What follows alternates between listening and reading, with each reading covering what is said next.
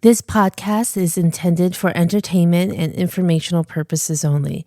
The content shared is not a substitute for professional medical, mental health, legal, or financial advice.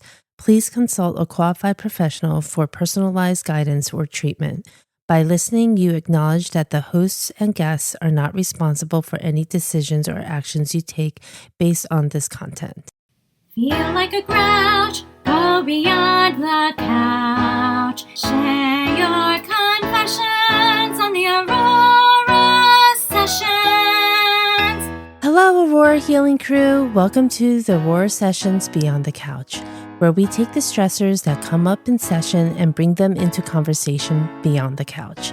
This is the space where real talk meets real life. Hi, everyone. This is Teresa here, the founder of Aurora Sun Counseling, a group private practice providing psychotherapy for clients in New Jersey and Pennsylvania. Today we have Fern and Ariane here. We're going to be talking to Fern regarding, do we have a title for this episode, Ariane? I don't Yeah, I was remember. leaning towards let's talk about codependency without shame. I like that. Codependency is such a huge topic, and it's hard to do therapy without talking about codependency, and it looks like it comes in all different forms. And before we started, we talked about our own codependency issues. But before we get into it, Fern, if you could just tell us about who you are and what you do here at Aurora. Yeah, I am who I am. Well, I guess it, uh I am a licensed professional counselor Mm-hmm. is my title, like what I've earned. Who I am is an individual who helps others help themselves. I am a therapist with Aurora. I've been with Aurora for, I guess, going on years almost. It will You be like cut a year and out, so if you could say that again. How many sorry, years? It's about okay. 2 years, getting close to 2 years it will be. And it's been a wonderful journey so far with lots of interesting, wonderful humans that I've come in contact with, both working with all the clinicians and all the wonderful clients that I have. Awesome. Yes, I can't believe how fast time is passing with like Arian almost 3 years, and I think it's been 3 years. I'm not sure. Yeah. Almost. Okay. And Fern almost 2 years. And I remember the first time we talked. From then on, it was like we needed to have Fern. She's so calming. So thank you for joining us Debatable. today. What? I said sometimes that's debatable, right? I wasn't gonna go there. But yes, I think Fern as a therapist is very calming. Fern as a coworker, our anxiety feed off of each other, I think. So For sure. it's a work in progress. But we love you, Fern. Ariane, can you just give us a little intro of yourself? Yeah, I think it's September will be 3 years. Wow. Or is it like Yes. August? Yeah. So I'm Ariane Fontaine. I am an LSW social worker here at Aurora Sun. And similar to Fern, I work with wonderful clients here, and it's been a great experience. Awesome. So, Fern, before becoming a therapist, we're just going to jump into it. Before becoming a therapist, you actually started as a salesperson and a buyer at fashion, like in the fashion industry. Yes. Can you tell us about your path and about what that early professional life looked for you? Sure. So, when I graduated from high school, I tried college. Wasn't for me at the time for numerous reasons. So I moved back from California to New Jersey and I started working as a salesperson for a department store called Hanes. And Hanes was affiliated with Associated Durable Goods, which, is on the same lines of like a Macy's or something like that. I noticed that I had a niche for it and I began to work over and above what my responsibilities were for me. So I was a salesperson, I'm but shocked, Fern. No, I'm kidding. exactly. So I worked over and above saw opportunities where I could support the department manager that I was working for. And at times she would be sick and I would take work home with me, even though it wasn't my responsibility. I would be up late at night. I was only 19 years old. And I can Wow. remember my mother saying to me, "Hey, aren't you going to go to sleep? It's like 2 o'clock in the morning." And I'm like, "I am figuring these things out. Walk through tomorrow." And she's like, "You really need to go to sleep." And so I started doing that and I worked my way up because I went above and beyond. And I saw going above and beyond got me further without a college education. And I'm like, I can do this. And it was in that moment, in hindsight, I saw that I was taking care of everybody else and not taking care of myself. But I became a buyer by the time I was 22. Wow. And that was without a college education. And I Mhm. traveled to Europe. I bought for all of our stores.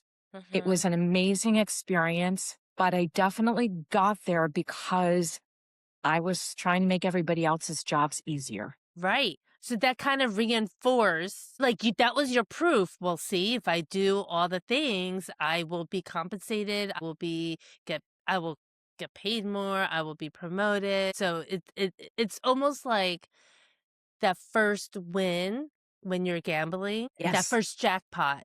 And then you're Yeah, like, oh, this is a thing. I could just keep Keep doing going. this. Yep. absolutely. And Interesting. then from there, went to work for Liz Claiborne in New York, Wow. and they offered me a job. And then I had a family and went back to school for criminal justice and found out my son had ADHD. So I took some time off to work part time and then spend time with him. And in my mid 30s, I went back to school and got my bachelor's degree. But how I got there was I was filling in our synagogue for the rabbi.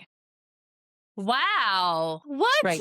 I became a teacher at the local synagogue. Okay. I started tutoring all the bar and bat mitzvah students. I love it. And once again, I found myself trying to save somebody that was above me. Yeah. I would get a call on a Friday night because Friday night's Sabbath. Can you fill in for me? Because of numerous reasons, I did that. And for over a year, I wasn't getting paid for doing it. I was just doing it. Oh my gosh. Over a year.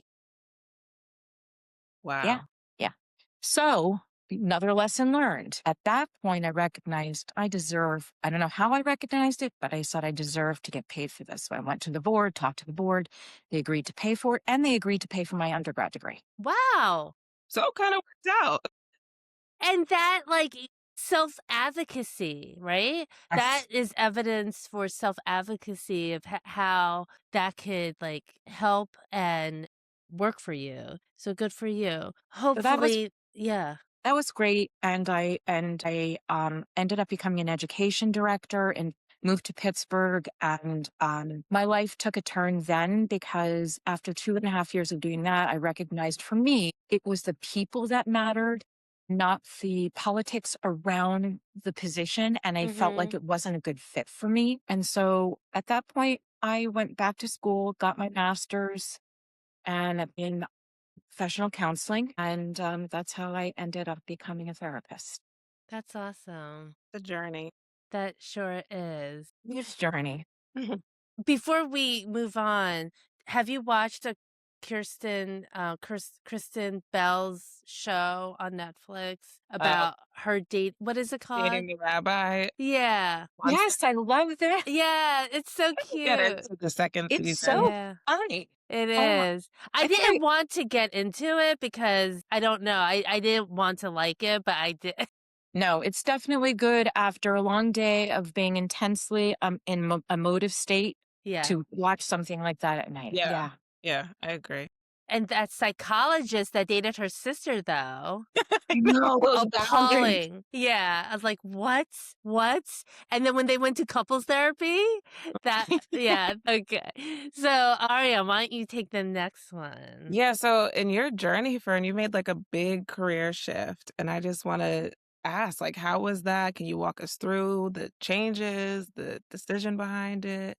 So a lot of it was rooted in recognizing that there were things that were out of my control. And what was in my control was at that point was how I took care of myself, but it took me all of those years to get there. So, therapy.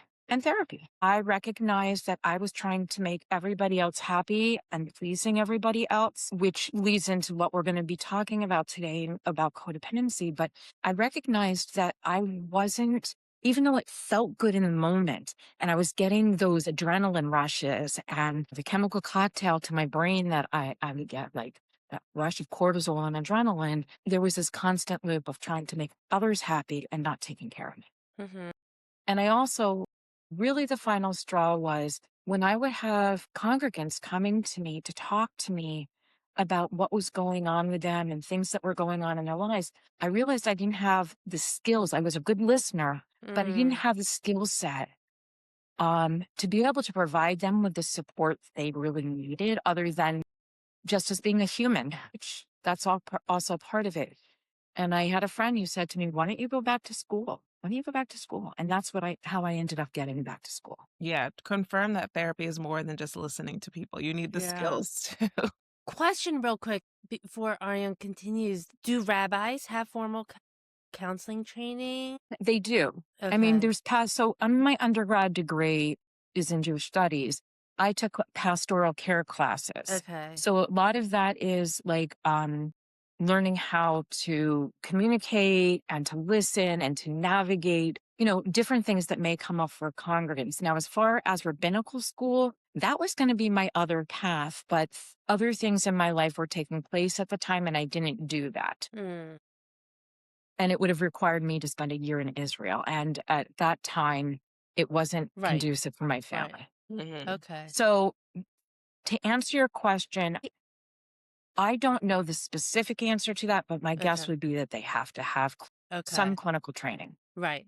Okay. Interesting. So you did this job for over a year without being paid and then went and advocated for yourself. So what made you comfortable to do it? What was the final straw that was like, I need to, to be compensated for this work? Recognizing what I was doing. So recognizing that I was taking care of somebody or something, some organization, and that it wasn't my role. And it took me a long time to get there.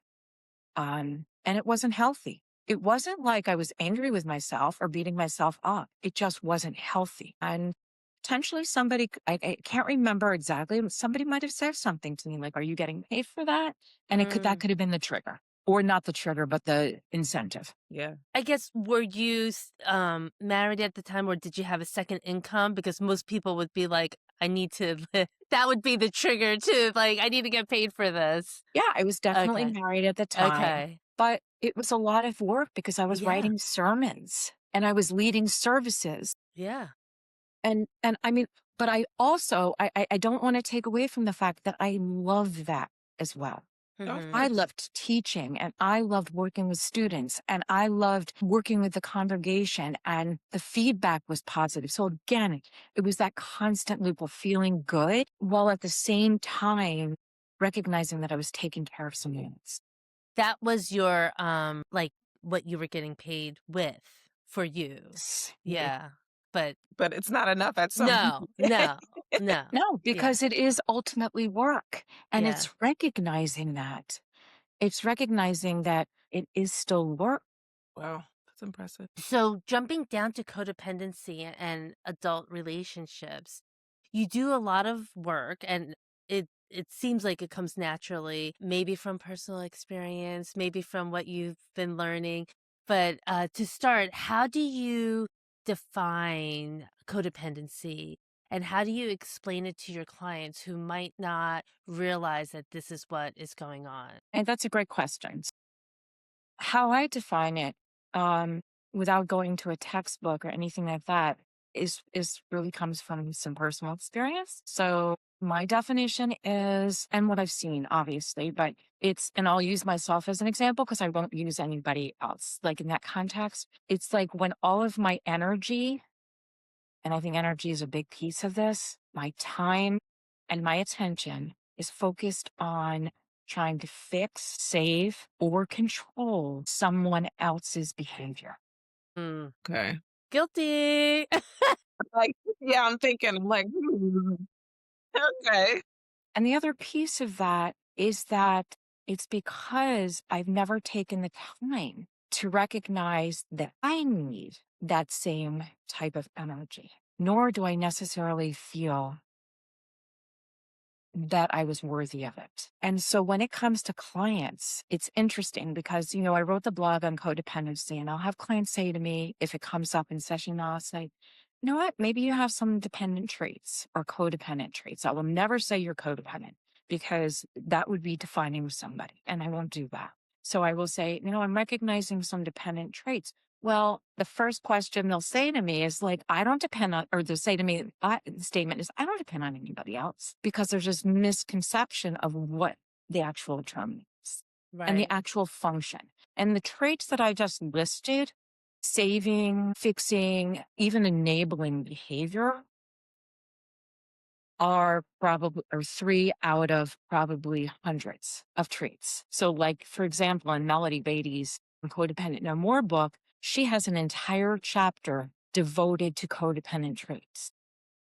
And the Mhm. chapter is probably 6 or 7 pages long. So with that, do you see some, and I love that you said dependent traits because I did use the word codependency, like, "Oh, that sounds like codependency," and you see clients or people kind of shift. What did you just say about me? A little bit. But so to change it a little bit and just say, oh, that appears to be dependent traits, which is, you're right, because we don't want to label people like codependent, like, because what does that mean? What does that mean about me? But we all have traits of things. I do Yes. believe that. And do you find that there's like a common attachment style pattern that you see with clients? And attachment style, I think, is a newer term that I learned from my clients. I was like, what are you talking about? When they say like anxious attachment or, like, what is my attachment style? Because they feel like that helps with finding a partner.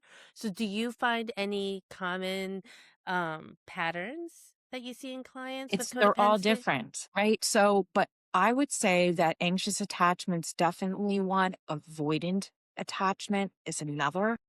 So can you expand on those? What do they look like? What is that? And again, those can look very different. So avoiding is, I'm not going to engage in this. So I'm going Okay. to pull back, and I'm not going to share my needs. I'm not going to share my feelings because there could be conflict, because it depends on how somebody attaches when they're younger and what they learn in their environments and what they see. And then, so an anxious attachment, again, can be centered around, hypothetically, if someone grows up in a home where one of the primary caregivers, almost said parents, one of the primary caregivers hypothetically is narcissistic and one has codependent traits and is passive. Mm, And so they can pick up on, and that's why I said energy at the beginning, because energy is a very big word.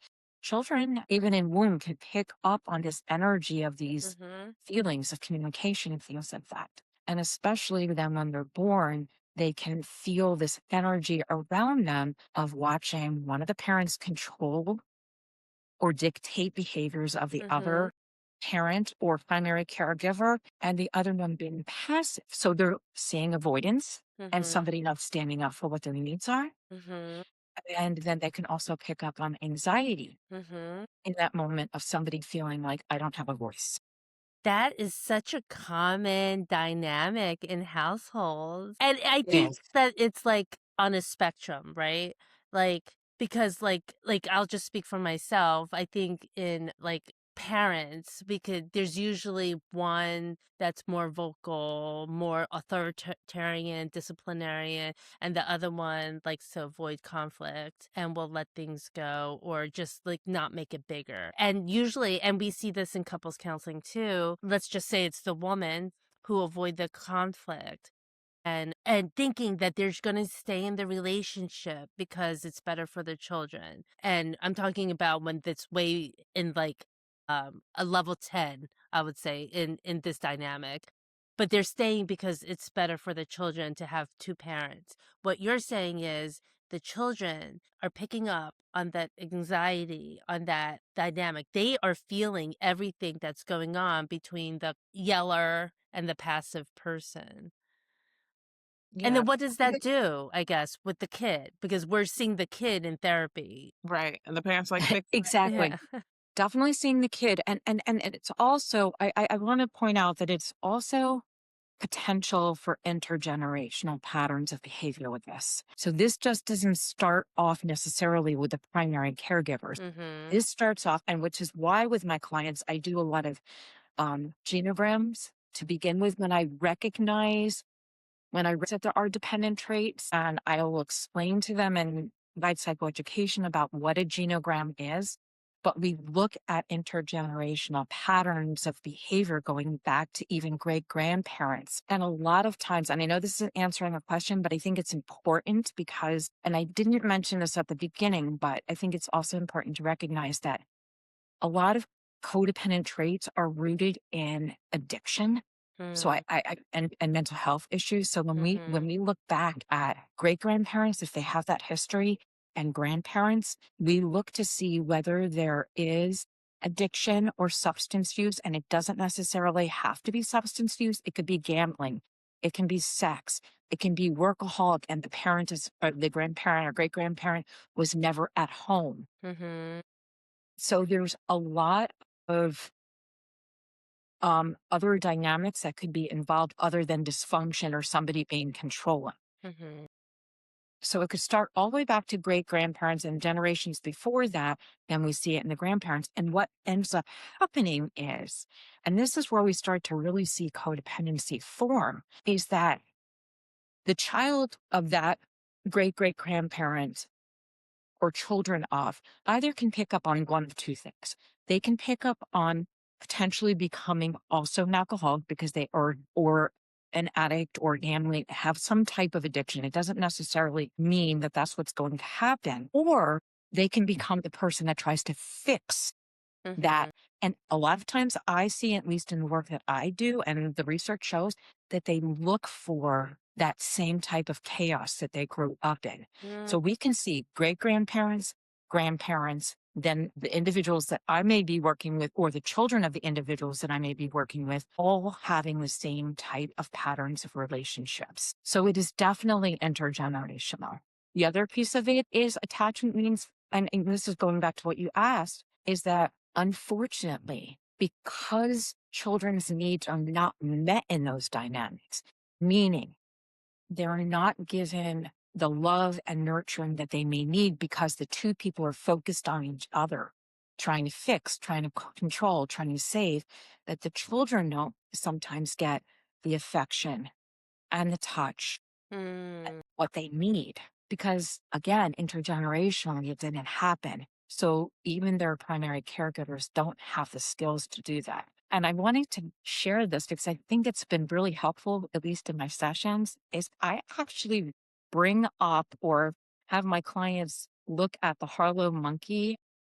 I don't know if you remember that, but the Harlow monkey experiment was an experiment about attachment that was, and there's videos on it where the little monkeys they're put in, and there's some controversy around it, but I think it's a great way for clients to see that when they're not comfortable with touch or they're not comfortable with affection because they didn't get that attachment when they were younger, or there was no emotion shown in the home, that we thrive as human beings on touch.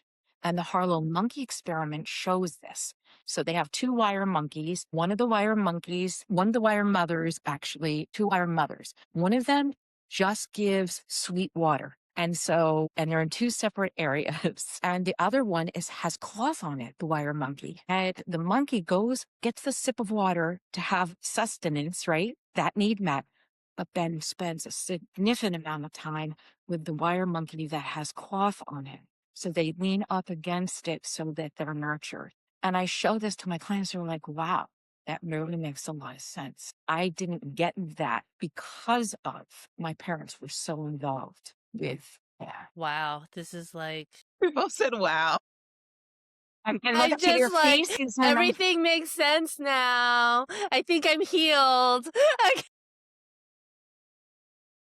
I think, Fern, what comes to mind is like, because I think you answered the question I was going to ask. But a lot of people, when they hear codependency, they think of like a couple that can't do anything without each other, a person that can't do anything without someone else. Is that like how we've made it as I don't know what the word I'm trying to find, but like is that actual what it is? Or is it can it manifest and look like that? Or is it something deeper? So it can go both ways. It could go like one part, if you're talking about in a partnership, Or friendship. this can show up in any other way. Like one person can be a giver, the other person's a taker. And yeah, and or it could be vice versa. And again, I said like there's so many different traits, way too many to go into right now. But yeah, I mean, that's the way we think about it, is that I don't need to depend on someone else. That's not what it is. Sometimes I'm giving so much or the other person's taking so much. And and in couples, that's what we'll see. Interesting. Why do you think these patterns, these behavior is really normalized in high functioning adults and like high achieving adults? Because we don't know.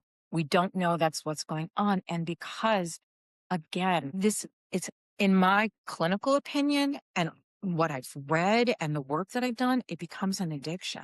And it's very hard to get out of it. Again, it's getting this chemical cocktail to our brain of can I give an example? Is that okay? I can provide an example. Yes, please. Just this is one of many examples. Someone grows up in a home where there's addiction. They see a parent enabling another parent. That parent and what this looks like, and this is absolutely traits of codependency. I can control and I'm going to use, for lack of better words, my partner is doing by going and taking their alcohol. They're an alcoholic, and dumping out their alcohol, going through their pockets, looking for money, going through their wallet, taking out their money, taking their car keys, getting in the car, throwing my kids in the car, driving to and trying to look for my partner at wherever they are. Constant, and it becomes a loop in the brain, and the brain gets used to it, and it feels good. Even though it doesn't feel good, that's all they're comfortable with. And it becomes an addiction to the person that not only is it enabling, but also becomes an addiction. So Yes. addicted to the person or addicted to the behavior. For saving them, yeah. I love Ariane's question because because a lot of our clients in private practice are high achievers. They do well in their careers. And a lot of times we're talking to them about these relationships that they're in. And it's like, it doesn't match, right? It doesn't match. And it makes so much sense so the addiction for the person that's enabling is the chase of fixing, the chase of controlling, the chase of trying to solve the problem, while it's easy to identify the person in the addiction of like affairs or work or substance and gambling or alcohol. So we're both addicted in that scenario. Absolutely. In different ways. Yeah. The movie that comes to mind real quick is When a Man Loves a Woman, one of my favorite movies. I think I've ever seen that. Yeah, I knew you were going to say that, Ariane, because it was before your time. But it is a wonderful, love that movie. It's never too late to watch. Yes, it's Where would I relevant. even find it? Netflix. I know. Netflix? I've heard of it. I just don't think I've watched it. Yeah, it's so good. Tonight, during the snowstorm. During the Like this snowstorm. weekend. Yes. Think about codependency and watch it. Yes. It's so good. I cry every single time. Yeah, it's good and it's sad, and it shows exactly this dynamic of. It really shows the dynamic. I watched it as a kid and was like crying. Maybe Teresa, therapist, was like, That's when you should have known that you're my therapist. Do you want to ask your boundary question, Ariane? Yeah, because I think we've talked about the attachment. Yeah. So how do boundaries or lack of boundaries play a role in these codependent dynamics? So so how do they play? First of all, we have to recognize as codependents that we have to learn how to set them and what they are. Because based on what I've shared so far, most people don't understand what boundaries look like. And not only that, they're not comfortable with them because they never saw them growing up. So it's something that is actually learned in therapy, learned by going to support groups like Coda or something like that, like Codependency.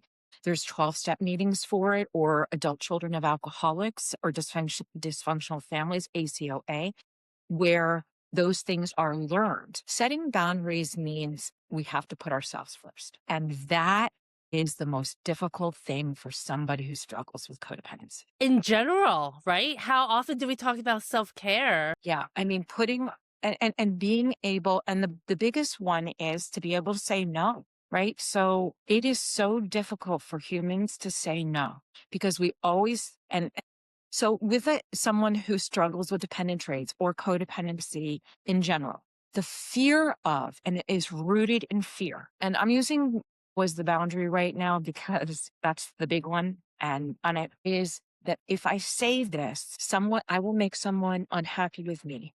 I will be rejected. I will be abandoned. Mhm. Okay, I will no longer have this friendship. I will no longer have this partnership. I will no longer have this job. I will no longer have, and it spirals and someone could catastrophize about it, right? Or if I'm unable to do it at this time, it's the same thing, but it is rooted in early childhood again. Yeah. It is absolutely rooted in early childhood. I will So no longer have that hug from that thing that you were telling us about. exactly. It's a horrible, horrible situation to be in because especially like when you're younger and like, let's say you're not in a partnership with somebody, even with friends, like I will do anything for this friend. It doesn't matter what it is, rather than putting my own needs first, because if I don't, I may lose that friendship. Mhm. If I don't do this with for my partner, I may lose my partner. They're going to divorce me. They're going to break up with me. And there's all different ways this will show up. Gift, like that's a really big thing. Some people feel like I've got to give gifts because, or I have to buy this for this person. I mean, I can share a story. I don't mind sharing this because it's not, I can remember as a young teen, my Can you say it again? You cut out. my boyfriend at the time an expensive gift that I really couldn't afford. But I felt like, well, I'm going to give him this gift and then he's never going to break up with me. Right. And also, we work a lot with intimacy, even throughout adulthood, that if I give my body, then they will love me. So that's like gift giving at its most vulnerable situation. Absolutely. So, speaking of couples work, that leads us right into our next question. What are the most common patterns you see of codependency within couples? Okay. So most of the work I've done has been with individuals, but I have done some work when when there's couples recently and in the past as well. But even hearing from individuals that are in partnerships, this is what you went out there for a second. um, I'm back. this is what I will see with couples. One person is extraordinarily needy, Mm. and the other person is trying to fix that or save that right? So again, one person is giving and one person is taking. And it really will not work well. It does not work well. And what I always encourage is for those to get those people, that couple, to make sure that they have individual therapy. Because in couples, it's very difficult to work with both of those individuals to help them once it's pointed out. Meaning you can work on certain things, but if they haven't done the work on themselves individually to work through what the neediness is about, what their clinging is about, what their attachment is about, to take that time during couples counseling to try to work with them individually. And then the other one trying to save that person and feeling overwhelmed by it. Like, okay, for example, a client is constantly feeling like their partner isn't there for them. Like their partner's not there for them and I need them and I need them to be there for me when I need them to be there for me. It is, and then that other client feeling like I have to save you. I have to because I have to save the marriage. It becomes very overwhelming and it becomes exhausting and emotionally draining for the person that's trying to save. But then the question becomes, why do you feel like you have to save? Yeah. Feel And how come you're not allowing that other individual to try to save themselves? But again, generally, I haven't personally worked with too many couples where I see a lot of this going on. Only a few. What comes to mind is that a lot of people are living like this and either don't have the self-awareness or have these conversations and will go on forever with these patterns without thinking anything is needing to take care of. Like they won't even know. And like people live like this all the time. Yeah. I mean, it's about awareness and insight, and also looking in the mirror and saying something isn't okay here and I need to do the work Hmm. and accepting that, because that's the hardest part. Like, I have to accept that I'm struggling with this and I have to do the work, and the work is not easy. Hmm. It's very, very difficult and challenging work. Yeah. So before we jump into the next segment of self-care, what I find when working with individuals is once they identify these things with their dependent traits, with putting up with their partners that are not being nice to them, it's hard for them to get out because of that fear of abandonment, of not being loved by anybody, or the family looking different, or people like, so it keeps them in these terrible relationships. What is your, I guess, I know this is a big question, but if you were to give like one like tip to unhook them from this dynamic, what is something they can do? We can't Just hear you. Start all over. doing the work on self-worth, Okay. right? So it's recognizing, helping them to help themselves recognize their worth. Okay. And again, that takes work. So there's no quick fix to this. There really isn't. I mean, it takes time and it continues to come up, and you see it in different ways. But with a partner that they feel that's not being nice to them, and the fear of walking away from that, because there is good, bad, or indifference, there's this some type, I'm attached to this and this cycle. I mean, are you talking about like an abusive, verbally, emotionally abusive relationship? Maybe it's not so bad that it's abuse per se. Like I would say definitely verbal abuse, financial abuse, those types of couples, not physical, because it's easy to draw the line with physical abuse. It's the other ones that they're stuck and it's still bad, but they just can't take that So step. the tip I would give them if I was doing therapy with them and they were sharing this with me was to join a support group, to join Mm, Coda. Absolutely, because then they will not feel alone and they'll be able to listen to other Right. stories. So I would okay. encourage them not not to even say anything, just to listen, Mm, just to go and listen, and to listen to other stories. They're 24/7. They are virtual, and they, ever since COVID, um, they're in all different countries. You don't even have to be in the United States where they have English speaking, but listening to feel like you're not alone. I think that's the most important thing, because therapeutically, I can support we can support all the skills and tools and things that they need, and role playing and helping them to help themselves recognize their worth. But hearing that they're not alone in it is really important. awesome. Thank you. Yeah, moving on to self-care. I think I know how you're going to answer this because we talk about Emily in Paris, but what do you do for self-care after a long day of seeing clients? So, well, I make sure that I eat something. And after my long day, yes, it's reading and Netflix. It's reading and Netflix. So even, last night I wrapped up and I was like, you know what? I need to stop for the day. I don't want to read any more notes right now. I'm going to shut down. I can get up in the morning. I am going to get changed. I'm going to relax. And yeah, but I'm guilty of doom scrolling lately too. I We know. all, aren't we What do all? you like to eat? Oh, so I'm a big Trader Joe's fan, as you know. Okay. And so, but I am very careful, like, about what I eat. What do I like to eat? I like to eat pizza, but I don't eat that frequently. I like to pasta, seafood. I like to eat really good appetizer type of things with salads. So, like, I'll make a great salad and then I'll cook great appetizers and things like that. So soups during this time of year. Really like good soups during this time of year. I think our next staff event should be going to Trader Joe's because, and maybe I'm being codependent and I need someone to hold my hand, but that store overwhelms me and I just don't know like how to shop there. I know, and Seriously? all of you are like frequent shoppers and I want to eat those foods. I just need a little help. You can go with me anytime. In fact, I'm Okay. going to go today after we're done.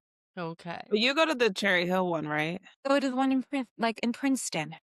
That one, no, Teresa, we need to go to that one because I went last week and they sell like Trader Joe's alcohol, which makes me feel like it's healthier alcohol if you're gonna drink. Obviously. Oh, Yeah.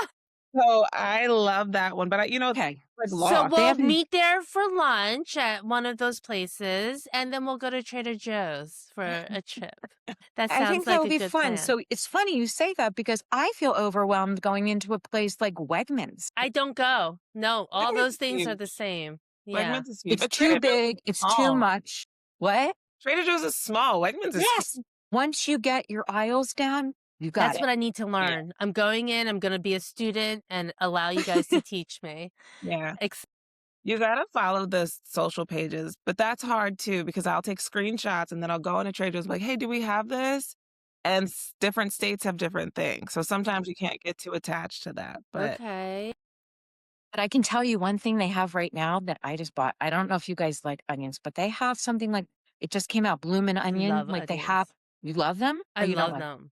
So She doesn't you know, like them, apparently. oh, I love them. they just came out like the bloomin' onion that is battered and it opens up like at that restaurant. You know what I'm talking? It had, my Yes. gosh, so good. My gosh. Sounds like dinner. Yeah, that's amazing. Before we end, is there like self-care that is something you would recommend specifically for people who are codependent? In addition to going to CODA and Mhm. going to ACOA, which I believe is definitely self-care. It's not a chore, it's self-care. I would encourage a lot of positive affirmations. Mm. So really focusing on looking in the mirror and faking it till you make it. And I'll tell my clients that I am enough, I am worthy, I deserve to live a healthy, full, rich life. Hmm. And also, when they're ready, learning how to say, I'm not going to engage, I'm going to focus on me, whether it is being around other people, going for a cup of coffee, going to the mall, whatever that looks like, in order to just be with self. Because we can get stuck in that loop and in that cycle. And it's really just learning how to pull out of it. And it's baby steps. There is no magical pill to end this. There is nothing that's going to stop it. It's a lot of work. And I would say therapy. yeah, Continue with therapy. Don't stop when it starts to feel uncomfortable because it's when we feel uncomfortable that we grow the most. amen. And Arian, do you want to ask the last I know, but question? and now I'm nervous to ask the last question. That was good for Yeah. when you're feeling depleted or overwhelmed, do you have a personal way you reset or grounding practice? That could be like meditation or anything like that.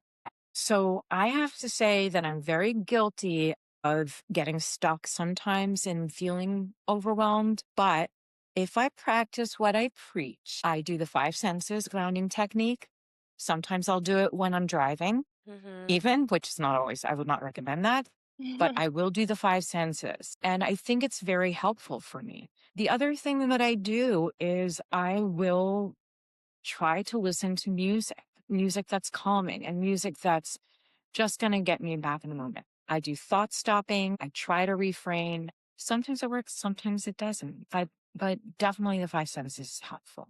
So that's five things that I can see, four things that I can touch, three things that I can hear, two things that I can smell, and one thing I can taste. Awesome. I always get those mixed up. Like I want to say, which one is the 5, 4, 3, 2, 1? So I just make it up.